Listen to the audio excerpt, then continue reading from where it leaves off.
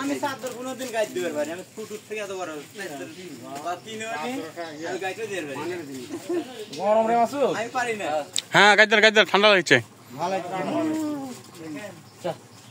দেখি দেখি কেমন মান আছে হ্যাঁ সুন্দর মানিয়েছে সুন্দর মানিয়েছে সুন্দর খুব সুন্দর লাগছে কালারটা না কত দিবেন না